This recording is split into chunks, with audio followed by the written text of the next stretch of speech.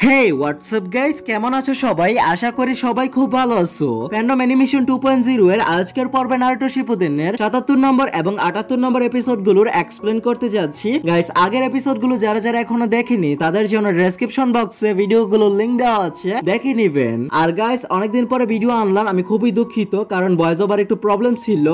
আবারও ইনশাআল্লাহ regularity maintain করে আবারও নিয়মিত হওয়ার চেষ্টা করব। আর গাইস, মূল ভিডিওতে যাওয়ার পূর্বে কিছু গুরুত্বপূর্ণ কথা বলি। গাইস, আমাকে যারা যারা আপনারা সাপোর্ট করতে চান, মানে আমাকে উপরে নিয়ে যেতে চান, তারা অবশ্যই ইউটিউবে গিয়ে সার্চ করবেন ফ্যান্ডম অ্যানিমেশন এন্ড ড্রামা। তারপর আমাদের মেইন চ্যানেলটা আসবে, ওইখানে গিয়ে আপনারা সাবস্ক্রাইব করে দিবেন, তারপর একটা লাইক এবং কমেন্ট করে আসবেন। আর গাইস, দৈনিক অন্ততপক্ষে 20টা 50টা করে সাবস্ক্রাইব করে রাখো, কারণ মনে করো ওইটার চ্যানেলের যাতে রিচটা থাকে, যাতে আমি 90 দিন পরে কন্টিনিউ করলে যাতে মনে করো আমি ভালো একটা অডিয়েন্স পাই আমার সাথে। তো গাইস, কথা না বাড়িয়ে চলো মূল ভিডিওতে যাওয়া যাক। আর আমি অনেক কথা বলে ফেলছি, তার জন্য আমি খুবই দুঃখিত। তো চলো। তো এপিসোডের শুরুতে আমরা দেখি শিনোবি দলের লোকেরা কালেকশন অফিসের দিকে যাচ্ছে। তারপর সেখানে পৌঁছে তারা অফিসের দরজা খুলে এবং চারপাশে তাকায় আর বলে মনে হচ্ছে এখানে তারা আসেনি। এদিকে আরেক শিনোবি দল আরেকটা কালেকশন অফিসে আক্রমণ করে আর দরজা ভেঙে ফেললে, কিন্তু ভেতরে ঢুকে তারা কাউকে দেখতে পায় না। এরপর তাদের লিডার বলে এখানে কেউই নেই, তাই আমাদের একটু দূরে অপেক্ষা করতে হবে। তারপর আমরা দেখি মাস্ক পরা একজন লিপ শিনোবি, সে একটা গর্তে ছিল কারণ সেখানেও একটা কালেকশন অফিস ছিল। সে সেটা চেক করে কিন্তু কাউকে পায় না। তারপর সে গর্ত থেকে বের হয় এবং বলে এখানে কেউই নেই। তারপর আমরা দেখি ইনোর টিম একজন লোকের সামনে পড়ে। সে বলে আমি সত্যি কিছু জানি না, আর জানলেও কিছু বলতাম না। তারপর ওই স্কারওয়ালা শিনোবি বলে কোনো লাভ নেই, ও কিছু বলবে না। তো এখন তার সাথে আমাদের কি করা উচিত? তাদের লিডার বলে আর একটু জিজ্ঞেস করো, এ কিছু একটা ঠিকই বলবে। ঠিক তখন চৌজিয়া এসে বলে এখানে আকাশচোখের কোনো চিহ্ন নেই। এরপর ইনো আসে এবং বলি অনেক দিন ধরে এখানে আকাশচোখে আসে না।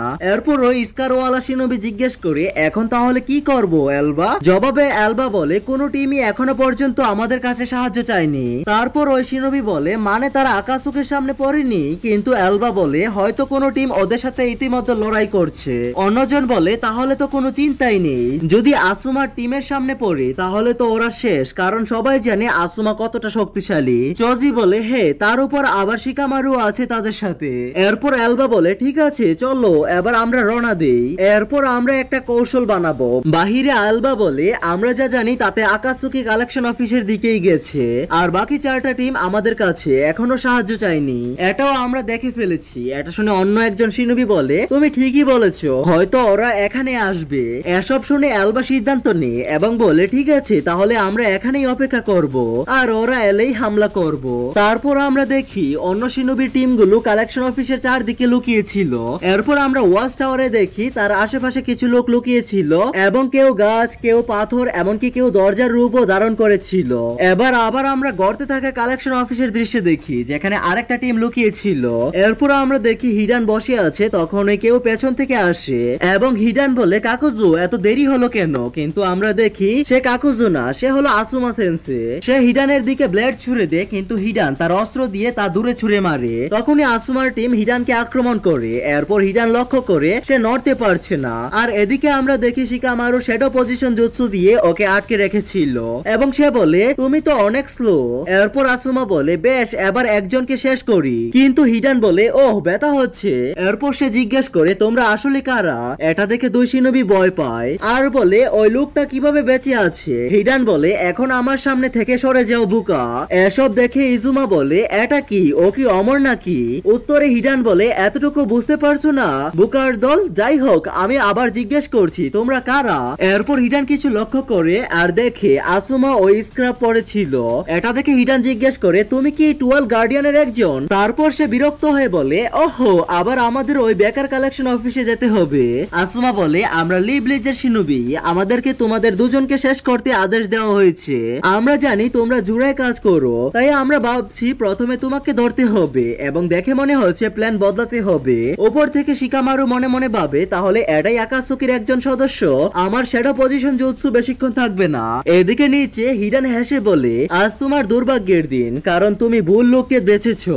এরপর আসুমা বলে তাহলে আমাকে বলো তোমার আরেকজন পার্টনার কোথায়? তারপরে আমরা দেখি কাকুজো শিকামারুর পেছন থেকে এসে ওকে মারতেই যাচ্ছিল, আর যার ফলে ওখানে একটা ধামাকা হয় আর আমরা দেখি যে শিকামারু দ্রুত সেখান থেকে সরে যায়। এরপর আসুমা বলে কেতুৎসু আর ইজুমা দুজনেই এদিকে আসো। আর তারা দুজনেই আসুমার পাশে চলে আসে। আসুমাকে দেখে কাকুজো বলে যে খুব ভালো হিডান, তুমি তো একটা সোনা খুঁজে বের করেছো। হিডান বলে কাকুজো এর থেকে দূরে থাকো, তাদের তিনজনকেই আমি আমার রিচুয়ালের জন্য চাই। তখন কাকুজো বলে ঠিক আছে, তবে সাবধানে থেকো, না হলে তুমি নিজেই মরবে। এরপর আমরা দেখি হিডান একটা বৃত্ত আঁকছে আর বলে হ্যাঁ ঠিক আছে, আমি সেটাই চাই, কিন্তু এটা সম্ভব নয়। তারপর শিকামারু জিজ্ঞেস করে ও কিসের জন্য এই ডায়াগ্রাম আঁকছে। এরপর আসুমা বলে আমি একাই যাব, তুমি তোমার শ্যাডো স্টিচিং জুৎসু ব্যবহার করে এই ডায়াগ্রাম ওয়ালা শিনোবিকে ধরো এবং এরপর আমি তাকে শেষ করে দিব। এটা শুনে শিকামারু বলে কি, আপনি তো এই ধরনের প্ল্যান কখনো তৈরি করেন না, এটা তো অনেক রিস্কি। আসুমার কথা শুনে কেতুৎসু বলে ঠিক আছে, কিন্তু আমিও আপনার সাথেই যাব। কেতুৎসুর কথা শুনে আসুমা রেগে যায় এবং বলে দেখো এই দুজনই আমাদের থেকে শক্তিশালী। ইজুমা আর কেতুৎসু তোমরা দুজনে শিকামারুকে নিয়ে অন্য আকাশুকে সদস্যকে সামলাও। এরপর ইজুমা বলে এখন আমরা ওকে চিনি আর ওদের শক্তিও জানি, তাহলে আমরা কেন না ফিরে যাই এবং ব্যাকআপের সাথে আক্রমণ করি। জবাবে আসুমা বলে তোমার কি মনে হয় এরা আমাদেরকে ফিরতে দেবে? আর যদি আমরা কিছু না করি তাহলে লিভ ব্লিচ আরো বড় বিপদে পড়বে। শত্রুপক্ষের এলাকায় ঢোকার জন্য মাঝে মাঝে আমাদের কিছু কঠোর সিদ্ধান্ত নিতে হয়। এরপর শিকামারুর আসুমার সাথে চেস খেলার কথা মনে পড়ে, যখন সে বলেছিল আপনি তো এই ধরনের বিপজ্জনক পদক্ষেপ গ্রহণ করা পছন্দ করেন না, আপনার তো এই ধরনের পদক্ষেপ গ্রহণ করা পছন্দও না।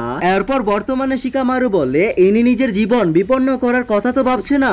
এরপর আমরা আরো একটা ফ্ল্যাশব্যাকে দেখি যেখানে শিকামারু বলে যে চেস এটা তো অনেক বোরিং একটা গেম। আসুমা বলে যে হ্যাঁ আমি জানি তুমি অনেক বড় লেজি, কিন্তু এই কারণেই তুমি অনেক নিখুঁত প্ল্যান তৈরি করতে পারো যা তোমার অতিরিক্ত পরিশ্রম থেকে দূরে রাখে, আর এই গেমটাও ওই ধরনেরই। এরপর আসুমা তাকে একটা বই দেয় এবং বলে এই নাও এই বই, এখানে এই গেমের সকল রুলস আছে, পরে নিও। শিকামারু বলে ও ঠিক আছে, আমাকে 10 মিনিট দাও। এরপর তারা গেমটা খেলে আর আমরা দেখি শিকামারু আসুমাকে হারিয়ে দেয়। এটা দেখে আসুমা বলে তুমি এটা কিভাবে করলে? উত্তরে শিকামারু বলে এটা তো বইয়ে লেখা ছিল। এরপর আসুমা বলে আচ্ছা ঠিক আছে, তাহলে চলো আবার খেলি। এরপর আমরা দেখি যে বর্তমানে শিকামারু ওই কথাটাই ভাবছিল যে কাউকে স্যাক্রিফাইস করা যখন তোমার প্রতিপক্ষ অনেক শক্তিশালী, কিন্তু সে কে হবে? আমরা তিনজন চুনিন বেশি কিছু পারি না, আর যদি আসুমাকে আমাদের নিয়ে ভাবতে হয় তাহলে সে পুরো শক্তি দিয়ে লড়তে পারবে না। তাহলে কোন চালটা সবচেয়ে ভালো হবে? আমরা শক্তিশালী না, আমাদের কাছে যা আছে সেটা দিয়ে আমাদের কিছু করতে হবে। এরপর শিকামারু বলে আপনি ওই চালটার কথা তো ভাবছেন না, এটা কিন্তু ঠিক হবে না। কিন্তু আসুমা বলে চিন্তা করো না, আমি স্যাক্রিফাইস করতে যাচ্ছি না। তারপর হিডান বলে গড় তাকে পছন্দ করে না, যে কারো কষ্ট বুঝে না। এরপর তখন সেখানে সবকিছু শান্ত হয়ে যায়। তখন আসুমা চাকরা ব্লেড বের করে আক্রমণ করে এবং দুজনের মধ্যে লড়াই শুরু হয়। তখন শিকামারু শ্যাডো পজিশন জুৎসু দিয়ে হিডানকে আটকানোর চেষ্টা করছিল। তারপর হিডান আর আসুমার মধ্যে ভয়ঙ্কর লড়াই শুরু হয়। এদিকে শিকামারু চেষ্টা করছিল হিডানকে আটকানোর, কিন্তু ও পারে না। এরপর আসুমা আরেকবার হিডানের উপরে আক্রমণ করে এবং শিকামারু বলে এটা কাজ করছে, আমি যদি এইরকমই চেষ্টা করতে থাকি তাহলে আসুমা অবশ্যই একটা সুযোগ পাবে। কিন্তু যদি এটা কাজ না করে তখন হিডান তার অস্ত্র দিয়ে আসুমাকে আক্রমণ করে, কিন্তু আসুমা তখনই সেখানে চিরিকুর মতো একটা জুৎসু পারফর্ম করে আর ওই অস্ত্রটাকে দূরে ছুঁড়ে মারে, আর সাথে হিডানকেও। এটা দেখে কাকুজু বলে হিডান সাবধানে, হালকা ভাবে নিও না। এরপর শিকামারু বলে এই লড়াই থেকে দূরে আছে, কিন্তু বেশিক্ষণ সময় থাকবে না। যাই হোক তোমরা আমার কথা শুনো। এদিকে হিডান এবং আসুমার মধ্যে লড়াই চলছিল এবং তখনই পেছন থেকে দুজন শিনোবি ব্লেড ছুঁড়ে মারে এবং সাথে আসুমাও, কিন্তু হিডান কোনো চিন্তা ছাড়াই শিকামারুর দিকে ছুটে যায় এবং বলে সব থেকে দুর্বল ব্যক্তিকেই আগে শেষ করতে হবে। এটা দেখে আসুমা বলে ওদের থেকে দূরে থাকো এবং আমার সাথে লড়ো। এরপরে হিডান তার অস্ত্র দিয়ে তাদের উপরে আক্রমণ করে আর তাদের চোট লেগে যায়। এরপর আসুমা বলে যে কোনো আক্রমণই কাজ করছে না, তো এবার এটা নাও, এবং আসুমা তার জুৎসুর মাধ্যমে চারদিকে ধোয়া ধোয়া করে ফেলে। এরপর সে লক্ষ্য করে হিডান সেই বৃত্তের কাছে যাচ্ছে যেটা সে আগে বানিয়েছিল। এরপর হিডানের শরীরে কালো সাদা হতে শুরু করে একটা কঙ্কালের মতো, আর তখনই আসুমা তার একটা জুৎসু পারফর্ম করে আর একটা ধামাকা হয়, আর এরই সাথে 77 নম্বর এপিসোডটির সমাপ্তি হয়। গাইস এখন আমরা দেখবো 78 নম্বর এপিসোডটি। পর্বের শুরুতে আমরা দেখি সেখানে বিশাল একটা ধামাকা হয়। কিছুক্ষণ পরে ধোঁয়া কেটে গেলে আমরা সামনে দেখি হিডান, সে হাসতে হাসতে বলে তুমি আবার শেষ, অনেক কষ্ট হচ্ছে তাই না? বেচারা আসুমা অনেক কষ্ট হচ্ছিল। ইজুমা বলে ওখানে কি হচ্ছে? তখন হিডান বলে তাহলে এখন কি তুমি অনেক কষ্ট বুঝতে পারছো নাকি? আসুমা বলে এসব কি হচ্ছে, আমার হাতও অবশ হয়ে যাচ্ছে, এটাকে কোনো জোৎসু নাকি অন্য কিছু? তখন সেখানে হিডান বলে আমি তোমাকে অভিশাপ দিয়েছি, এখন চলো রিচুয়াল শুরু করি, এবার চলো, কেননা আমরা একসাথে কষ্টটা অনুভব করি। পেছনে শুনে ইজুমা বলে, ক্যাপ্টেন আসুমার কি হয়েছে বুঝতে পারছি না, ওই দামাকা তো আকাতসুকির উপরে ছিল, আসুমার উপর না। কেতুৎসু বলে, মনে হচ্ছে আসুমা ওই জুৎসুতে পড়ে গেছে। শিকামারু বলে, আরে না, এটা আবার বলো না। এদিকে কাকুজো বলছিল এই ব্যক্তির দাম 35 মিলিয়ন। তারপর হিডান হাসতে হাসতে বলে, হা হা, সব প্রস্তুতি হয়ে গেছে, এবার আমরা একসাথে কষ্টটা উপভোগ করব। এরপর হিডান কিছু একটা বের করে আর আসুমাও তার চাকরা ব্লেড বের করে প্রস্তুত হয়। এরপর আমরা দেখি আসমা দৌড়ে আসে হিডানের দিকে, কিন্তু হিডানও প্রস্তুত হামলার জন্য। কিন্তু হঠাৎই হিডান নিজে নিজেই তার পায়ে তরবারি ঢুকিয়ে দেয়। আর এদিকে আমরা দেখি আসমা মাটিতে পড়ে আছে। তারপর হিডান বলে, ব্যথা লাগছে তো, এইমাত্রই তো আমি শুরু করলাম, এখন তুমি বুঝতে পারবে আসল কষ্ট কি। এইদিকে গাইস কিছুক্ষণ আগে একটা নোটিফিকেশন আওয়াজ সম্ভবত তোমরা শুনতে পারছো। আর গাইস এই নোটিফিকেশনটা আসার 15 দিন পরে আমি ওই বাকিটুকু মানে ভয়েস ওভার কভার করছি। আর এই জায়গা নোটিফিকেশন আসার আগে যেই ভয়েসটা শুনছো এটা প্রায় 15 দিন আগের, মানে স্ট্রাইকের আগে, মানে আমি ভয়েস ওভার দিতেছিলাম ওই টাইমে স্ট্রাইকটা আসছে। আমি কি বলবো গাইস, একটু সাপোর্ট করো আমাকে। তাহলে শুরু করি আমি। এদিকে বেচারা আসুমা অনেক খারাপ ভাবে আহত হয়। ওখানে পেছনে ইজুমা বলে, আসুমা ওনার বাপ পা ধরে আছো কেন, কিছু একটা তো সমস্যা হয়েছে। এরপর কেতুৎসু বলে, ওই আঘাতটা ঠিক আকাতসুকির ওই সদস্যর আঘাতের মতোই দেখাচ্ছে। তখন ইজুমার মনে পড়ে হিডান আর আসুমার হাতে একই রকম আঘাত ছিল, আর এখন একই ঘটনা পায়েও হয়েছে। তাই ইজুমা ব্যাপারটা বুঝে যায় যে এখানে কি ঘটছে। এরপর আসুমা বলে, এবার বুঝতে পেরেছি, ও আমার শরীরটাকে নিজের সাথে সংযুক্ত করেছে, ও যেটা নিজের সাথে করবে আমার সাথেও সেটাই করবে। ও কি সত্যি অমর? তখন হিডান হাসতে হাসতে বলে, তাহলে বলো তো কষ্টটা কোথায় দেই, তোমার হৃৎপিণ্ডে না অন্য পায়ে, নাকি এখানে শেষ করে দেই? ইজুমা বলে, শিকামারু শ্যাডো স্ট্র্যাঙ্গল দিয়ে এখনই ওকে ধরে ফেলো। শিকামারু সেটাই করে হিডানকে ধরতে চেষ্টা করে। তখন এদিকে হিডান হামলা করতে যায় এবং বলে, এবার তুমি মরবে। শিকামারু চিৎকার করে বলে, আমার মনে হয় না। কিছুক্ষণ পর আমরা দেখি শিকামারু হিডানকে ধরে ফেলতে পেরেছে। এটা দেখে হিডান বলে, তুমি কি সত্যি মনে করো আমাকে থামাতে পারবে? আর এদিকে শিকামারুরও ধরে রাখতে কষ্ট হচ্ছিল। তারপর কেতুৎসু বলে, ইজুমো ব্যাকআপ আসতে আরো কতক্ষণ লাগবে? উত্তরে ইজুমো বলে, কমপক্ষে 10 মিনিট, হয়তো আরো বেশি। কেতুৎসু বলে, দূর, এখন আমরা কি করব? যদি ওকে মেরে ফেলি আসুমো ঠিক থাকবে না। শিকামারু বলে, অবশ্যই কোনো উপায় আছে, প্রতিটা জুৎসুর কোনো না কোনো দুর্বলতা থাকে। এইদিকে আমরা দেখি হিডান আস্তে আস্তে শিকামারুর জুৎসু থেকে বেরিয়ে আসার চেষ্টা করছে। এটা দেখে আসুমা বলে, শ্যাডো স্ট্র্যাঙ্গল বেশিক্ষণ টিকবে না, আমাকে শীঘ্রই কিছু একটা ভাবতে হবে। তখন কাকুজো হিডানকে বলে, চাইলে আমি তোমাকে সাহায্য করতে পারি, আমি 35 মিলিয়ন এমনি এমনি ছেড়ে দিতে পারি না। হিডান রেগে বলে, তোমার কোনো দরকার নেই বুঝছো, এখান থেকে ভাগো, আমি নিজেই এটা সামলাবো। তখন কাকুজো ওদের দেখে বলে, তাহলে তাই হোক। তারপর শিকামারু বলে, বাবু এতদিন ধরে এটার জন্যই তো তুমি প্রস্তুতি নিচ্ছিলে। তারপর আমরা দেখি একটা ফ্ল্যাশব্যাক যেখানে শিকামারু আকাতসুকিকে নিয়ে পড়াশোনা করছে। তারপর সে বলে, আকাতসুকিতে 10 জন সদস্য, উরুচিমারু যে কিছুদিন আগেই বিতাড়িত হয়েছে, স্যান্ডের শাশুড়ি যার কিছুদিন আগেই মৃত্যু হয়েছে, ইসামে হুশিগাকে যে গাইসেন্সের সাথে লড়াই করেছিল, আর ইতাচি উচিয়া সাসকের বড় ভাই যার কাছে আছে শারিনগান, এবং সেখানে আরো একজন যে হলো দেদারা যার সঙ্গে নারুটো লড়াই করেছিল। এদের সবাই অনেক শক্তিশালী। আগে আমাদের একটা পরিকল্পনা করতে হবে, কিন্তু এটা অসম্ভব বলে মনে হচ্ছে। আর যদি কোনোভাবে এটা পরিকল্পনা করে ফেলি তবুও সমস্যায় পড়তে হবে। তাহলে সমাধান কি? হ্যাঁ, আমাদের আরো শক্তিশালী হতে হবে এবং আরো কঠোর অনুশীলন করতে হবে। কিন্তু ওদের আছে নিনজুৎসু, তাইজুৎসু আর জেনজুৎসু। আরে ইয়ার, এই আকাতসুকি সদস্যদের বোঝা আর ওদের সঙ্গে লড়াই সত্যি ভীষণ কঠিন হবে। ঠিক তখনই সেখানে আসুমা এসে বলে, আকাতসুকি, হ্যাঁ তুমি তাদের নিয়ে পরিকল্পনা করছো? শিকামারু বলে, হ্যাঁ অবশ্যই, কিন্তু শেষমেশ মনে হচ্ছে এটা অসম্ভব। আসুমা বলে, তা না, যদি আমরা আরেকটু তথ্য পাই তাহলে হয়তো আরো কিছু করা যেতে পারে। কিন্তু শিকামারু বলে, তথ্য পেলেও সে আমাকে শেষ করে দেবে এক মুহূর্তেই, ওরা কখনো কোনো কাজ অসম্পূর্ণ রাখে না। আসুমা বলে, হ্যাঁ কিন্তু একা যদি লড়াই করো তখনই সেটাই হবে। তুমি পরিস্থিতি বিশ্লেষণ করতে দারুণ, সম্ভবত লিবলি যে সবচেয়ে ভালো তুমি এটা করতে পারো, কিন্তু তোমার কমরেডস থাকলে জানি তুমি ওদের কথা ভাববে, কিন্তু ওদের উপর বিশ্বাসও করতে হবে। চিন্তা করো না, যতক্ষণ তোমার সাথে তোমার কমরেডস আছে ততক্ষণ তখন সব ঠিক থাকবে। তারপর বর্তমান সময়ে শিকামারু বলে, আসুমা আমাকে অনেক উপদেশ দিয়েছিল, তাই কিছু একটা ভাবো। আর নিজের মনে বলে, এই লোকটা যা আক্রমণ করছে, যা বলছে, কিছু একটা তো কমন হবেই। তখন তার মনে পড়ে হিডান বারবার ঈশ্বরের কথা বলেছিল, আবার কখনো অভিশাপের কথাও বলেছিল, আর কখনো রিচুয়ালও করেছিল।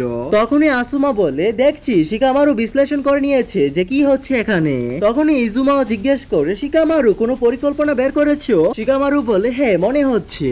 এটা শুনে কেতুৎসু বলে, ওয়াও, জুৎসুর মাঝেও কিভাবে এটা করলো। তারপর আমরা দেখি শিকামারু ধীরে ধীরে পা পিছিয়ে নিচ্ছে, আর সেটা করতে হিডানের পাও পিছাচ্ছে। এটা দেখে কাকুজু বলে, এই জুৎসুতে যে জুৎসু প্রয়োগ করছে, সে নড়াচড়া করলে তার ভিকটিমও তাই করবে।